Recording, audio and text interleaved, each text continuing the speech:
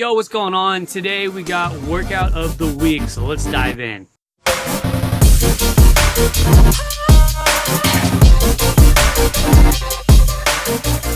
Today's workout is actually a fun one.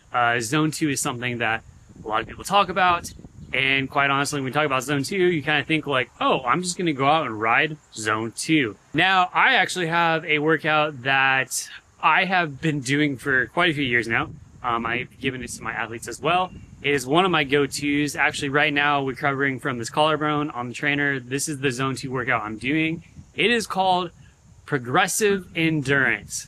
Basically, what the ride is doing is you're going to ride a chunk of time at a certain percentage of Zone 2, and after that amount of time, you're going to bump it up a little bit, keep going. After a certain amount of time, you're going to bump it up once more. So you're going to do 3 ramps during this endurance ride. That's why it's called progressive endurance. It progressively gets quote-unquote harder, all while staying still in your Zone 2. Now, there's a couple of reasons why you actually want to do this. One is you never want to start your Zone 2 rides out too hard. So you start in the basement, you really work on the mitochondria density, things of that nature.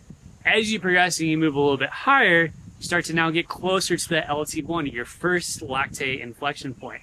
And so you're going to start accumulating a little bit more lactate in the system, but not too much to where your body's like, what the heck?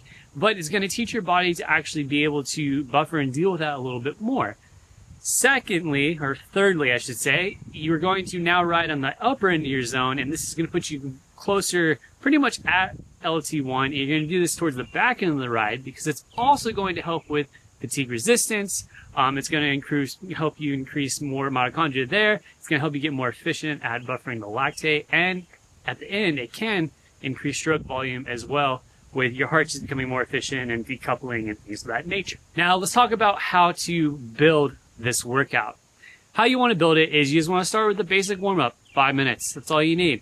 Then you want to do maybe some high cadence openers or whatever you want it to be. I like to do 1 minute on, 1 minute off. So you go 1 minute at like a 95 to 110 cadence of just kind of like high Zone 2, just maybe like 65 or 70% of FTP. So 1 minute there, 1 minute off. You want to do this 3 or 4 times. Then after that, you start your first block of the progressive endurance. Now say you're doing an hour-and-a-half ride. Your first block, you want it to be 45 minutes. And what you're going to do here is you're going to have it at 55 to 60% of your threshold. You want to be right in that range. Just kind of float around there. Then when you finish that, you're going to start another block. You might bump this one to 35 minutes. Okay, and here you want to be about 60 to 65% of your threshold. And then the final block, you're going to do it about 20 to 25 minutes, and you want that to be around 65 to 70% of your threshold. Now, this whole range of 55 to 70% will stay entirely Zone 2, with the 70% being very close to starting to bump into Zone 3. Then you just want to cool down with a 5-minute cool down, just Zone 1, easy, chill spinning. Now, one thing to focus on while doing this is keep a good cadence. I personally like to operate around a 90 to 95 cadence. I find that just keeps the legs going well, helps with muscle oxidation, things of that nature. The second thing is this workout, you don't want to get caught up in doing too much of the middle or end zones. You really want to start and make sure that those are actually on the lower side. That way you don't over fatigue the body.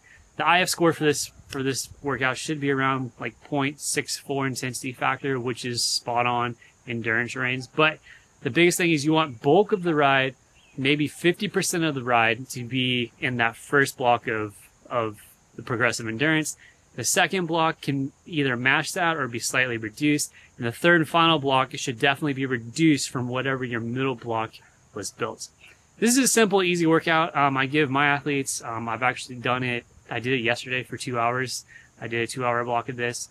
But yeah, there you go. That's pretty much going to be your progressive endurance ride. So give it a try. Let me know how it goes in the comments. Outside of that, I'll see you guys on the next video.